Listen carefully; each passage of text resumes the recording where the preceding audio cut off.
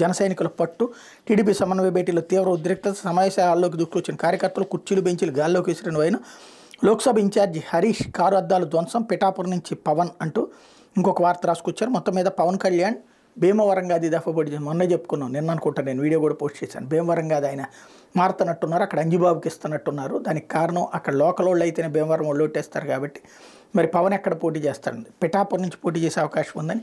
ఎందుకంటే తెలుగుదేశం జనసేనలకు సంబంధించినటువంటి వాటిలో కొంత సమాచారాన్ని తేగలిగేది ఆంధ్రజ్యోతినే కాబట్టి అది హైలైట్ చేస్తుంది.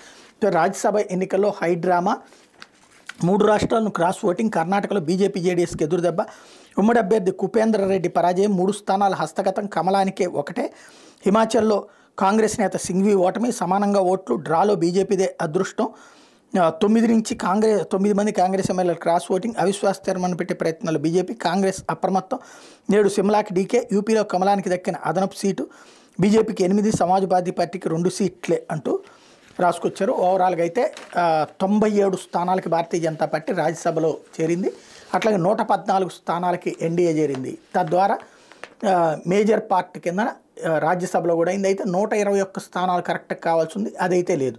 ఇది ఓవరాల్గా దినపత్రికలో వచ్చినటువంటి వార్తలు వెనకాల జరుగుతున్నాయి.